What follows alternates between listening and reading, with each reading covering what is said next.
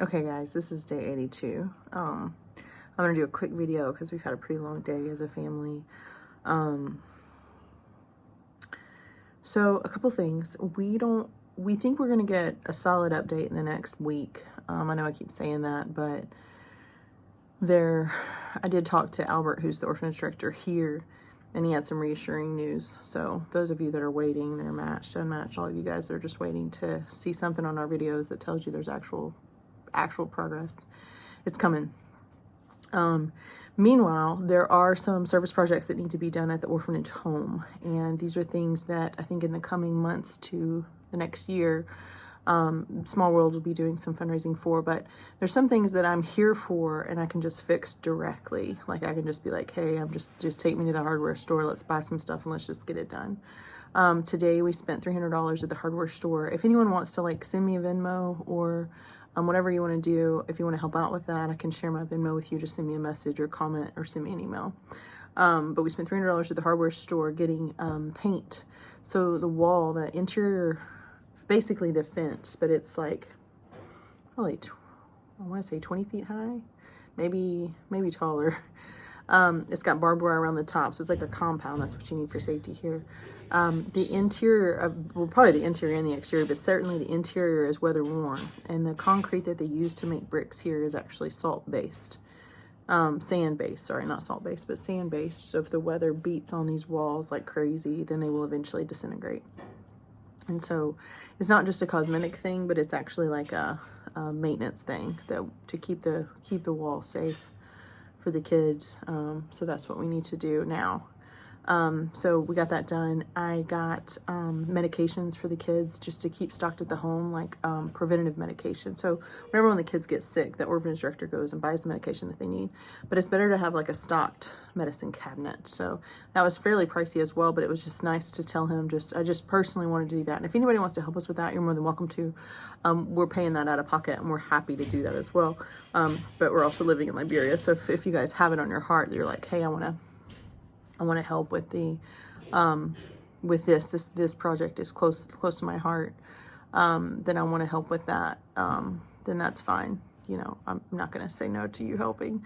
And as many things as we can afford to help with, especially if people help us, we can do more. So they need a deep freezer too. I did not get a chance to get that price today. There was another little girl, there were two kids that I still needed school shoes for.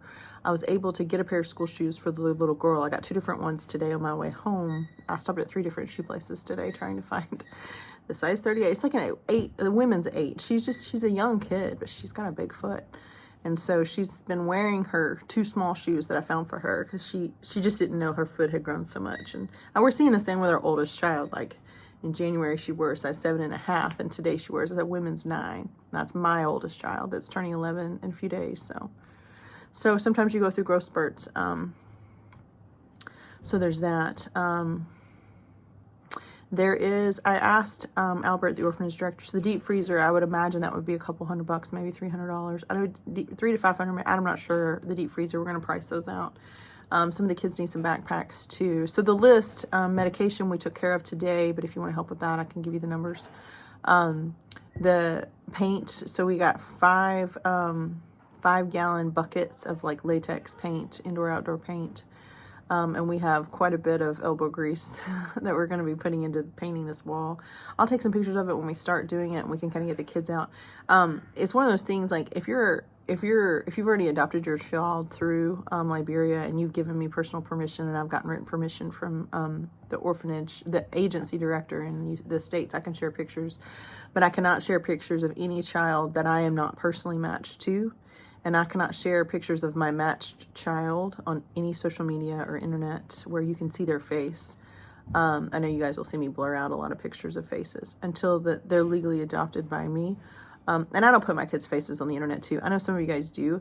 I would highly caution you guys against ever putting your child's face on the internet, because that is, as a side note, that's how traffickers lure people in.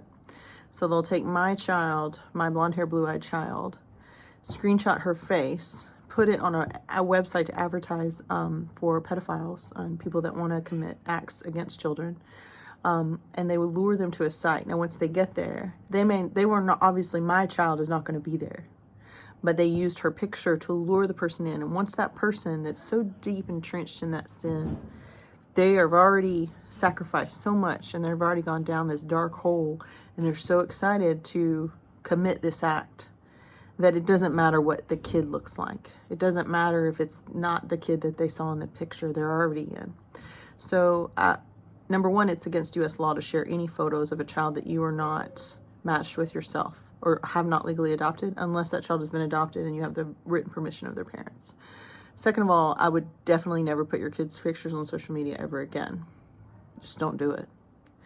Because it puts them at risk to be part of a networking thing that really draws people to the depths of hell and back. And the recovery for these people, they'll tell you like that the person that they saw in the picture that they thought that they were buying was not the person that they got, but at the time that the act is being committed, it doesn't matter to them.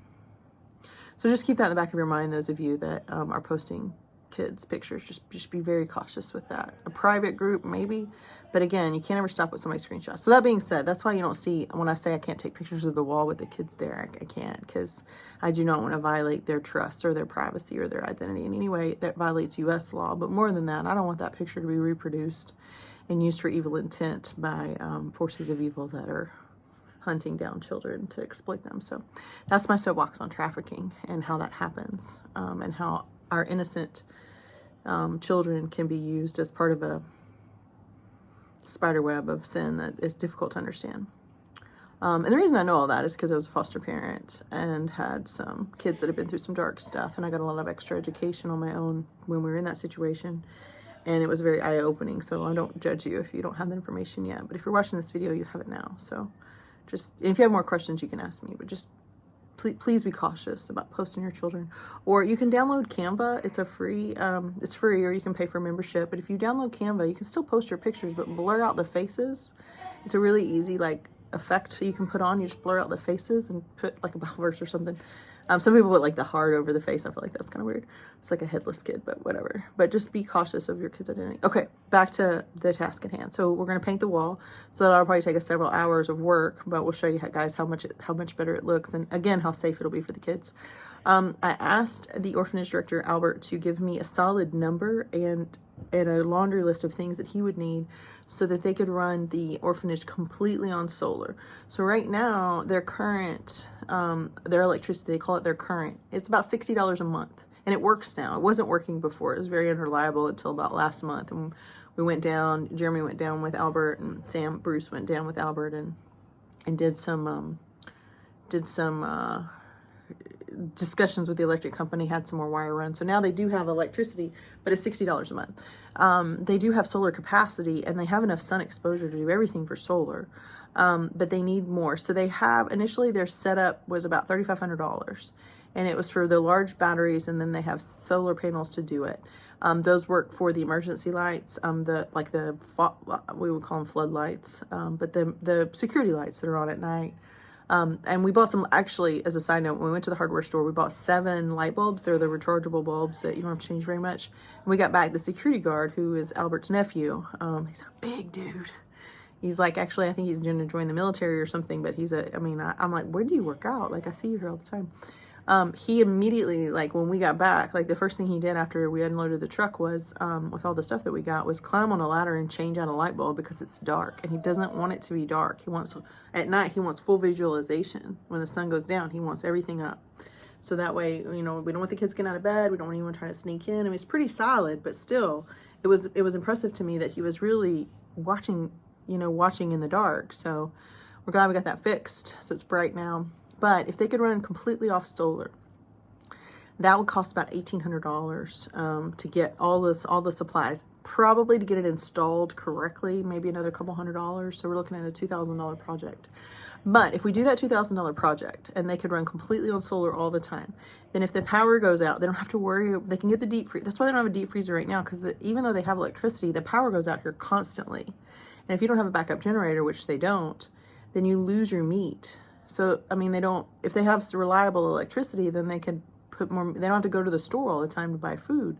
And obviously for, 40 kids, they're buying food in bulk. So, you can imagine. So we got the oven going for them, but even if they wanted to run everything off solar, $1,800 would be the supplies. So $2,000 would actually upgrade them to a point that they didn't even need the current, the electricity that they have. So that $60 a month would be saved, which seems small compared to $1,800 or $2,000. But if you think about the long run, so for the next 10 years, even if they don't stay at this orphanage home, like right now where they're at, they own the company, so to speak, but they're leasing it. So it's a 5-year lease. So you lease the property for 5 years, and you wear and tear, you maintain, and then you can go. So the lease runs out in a couple, I think it's 2 or 3 more years they have left on this lease. But so let's say they expand or go somewhere bigger. I think they have a long-term goal of kind of wanting a little more space for the kids to play, or maybe even be able to expand to take in more kids at a time. That would be ideal. But right now they're very limited on space. But they could take the solar panels with them to the new place. So it's a huge investment, number one, on their financial burden, and number two, on their safety, because the power would always be there. So you don't have to worry about the lights going out, especially in rainy season. You don't want it dark and raining with kids in the middle of the night. Like, that's a nightmare. They have 2 separate buildings, one for the boys, one for the girls. So the nannies are already kind of split. So if you got 2 nannies that are sleeping there at night, 3 there during the day, and there's 5 that kind of rotate. So you can imagine if it's storming at night and the power goes out and you don't have that solar backup to run your, they're choosing their appliances or whatever. So you see where this is going. So those are the projects that we worked on today.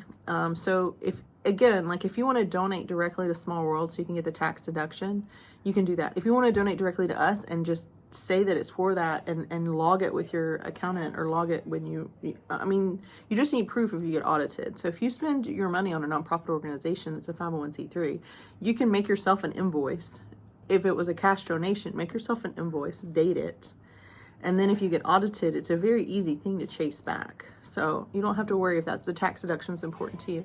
If the tax deduction is not important to you, just send me the cash. I'm going to deduct it somewhere. But Venmo is probably the easiest, because I can transfer that to my checking account and I can use my Visa here, but my Visa debit card here. But that's a $2,000 project. So overall, when I finally got him to be honest with me about what is your dream list? Not what do you need to survive, but long term, what's the best financial investment here? Just take it all off the table and give me a list of what. And he was like, medication for the kids, just to keep the medicine cabinet stocked so you don't have to run out every time someone's sick. That was priority 1. Priority 2 was the paint, to save the wall, to make sure that they don't have breakdown of the wall that causes a defect or because you can imagine how hard it would be if part of the wall collapsed, or even broke down partially, to make them vulnerable. And the electricity and the lights. And if you guys could have seen this security guard, guy, he's probably in his early 20s. Immediately goes to get the ladder and changes the light bulb where he needs it, because even buying light bulbs has been kind of and this is one of those things, the budget for this program is obviously taking a huge hit because of the delay. So it's a nonprofit organization, so it's not making any money. Paying the staff that work there, paying the staff in the States, which is a very small staff. But if you do not have throughput and you're constantly if you do not have the throughput of the organization and the children being adopted, you can't maintain. So you can't take more, you can't maintain that long term. So we're really praying that this gets lifted. But in the meantime, those of us, I've known about Small World since I was in high school, when I did a mission trip with the founder to Romania as a teenager. So it's a business that's been in for a long time, and you go through these peaks and valleys. And international adoption agencies in general have taken a huge hit over the last 5 years to 10 years. U.S. adoptions have gone from 40,000 a year to 1,500 a year for international adoption. And some of that is the U.S. State Department's interference, but most of it has to do with the fees. When you go through these valleys where you have a country or two, China right now, it used to be a big country for Small World. China is not, we're not seeing throughput there with adoptions that's quick and efficient. Liberia has been an excellent program that's really been the heart of Small World for the last 5 years. And then some of the others that they have, Madagascar, Lesotho, those are slower countries. They're good, but they're slower programs. But this program is usually pretty quick. So I think that it would be nice if, as Small World families or as adoption supporters in general, friends and family of ours that have been so supportive and faithful with us to our fundraising for our adoption, if we want to take these projects on one by one, like the painting, we're conquering the, if you send me money to reimburse me for the painting, I'm going to go buy a solar battery with it. for this.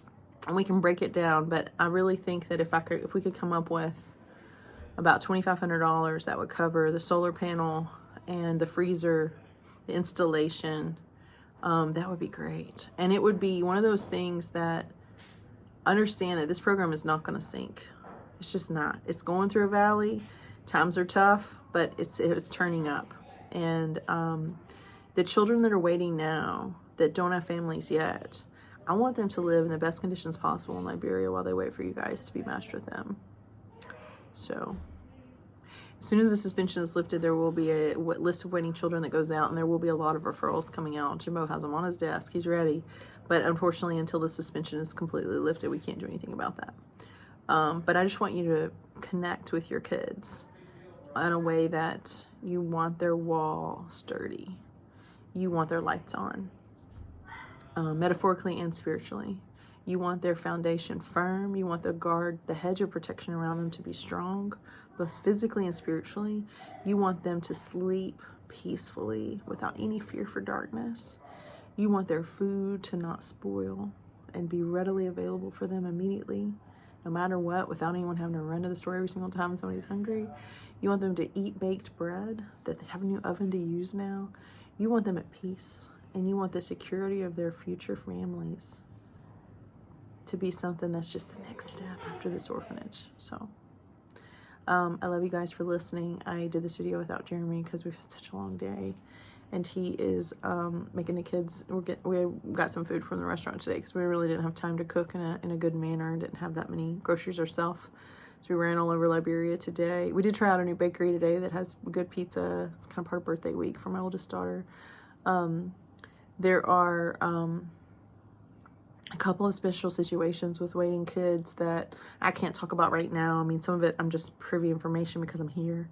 But as soon as the suspension is lifted and the waiting child list is available and you guys start getting referrals, feel free to talk to me as a parent, as a person I've met all the kids. I've spent a lot of time with every single kid at that orphanage. But as an encourager, I'm a straight shooter, you know. If there's something, I don't know the kids' backstories. I just know them now, and I know how they are today and how they've been for the last month. But 38 days in Liberia, I have experienced a lot of different things, and I'm humbled and honored to be a part of this program. It's been a privilege. Okay.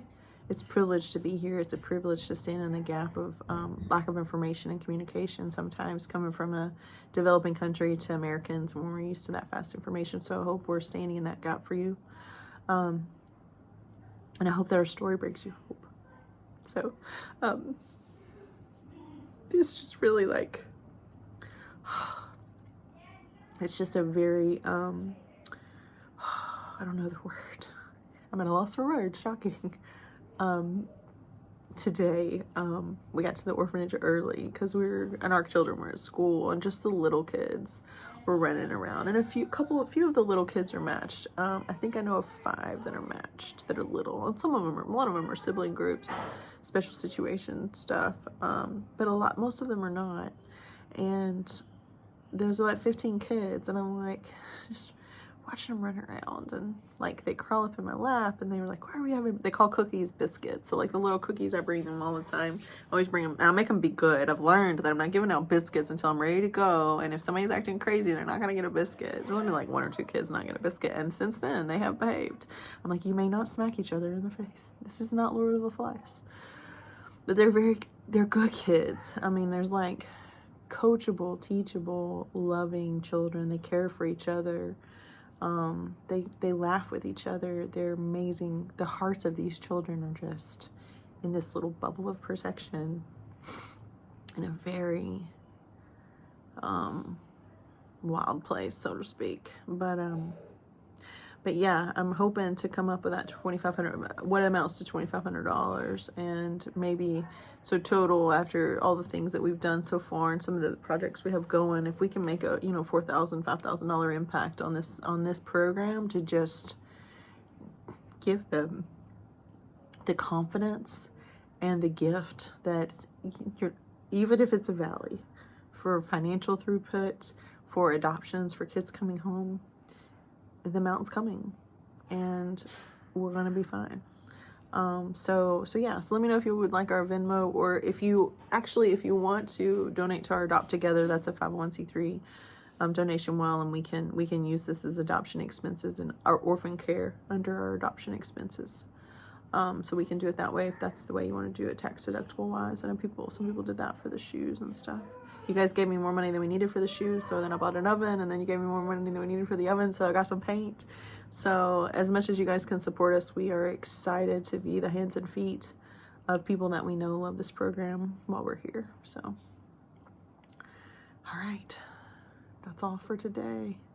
I did wear my noonday silver belief necklace for this video because I do have the solid belief that this is going to be okay and that this is going to end soon.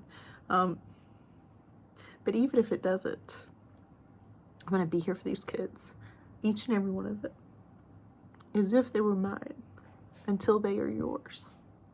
And I promise that. For as long as my feet are in Liberia, I'm going to love each and every one of these kids as if they were ours, and give them the absolute best we can possibly achieve for them here with the resources that we have. Any support and encouragement you give to that just broadens that ministry. I don't want ever there to be a birth mother come to the door of Small World's Children's Home in Liberia again and be turned away because there's not space and there's not resources. Those days need to be behind us. And if that's the reason for the delay, that we would come and we would help expand this program in the midst of this trial, that would be the biggest honor that could have ever been bestowed upon our family. So your kids are my kids until they're just your kids. And we love you guys for supporting us while we're here.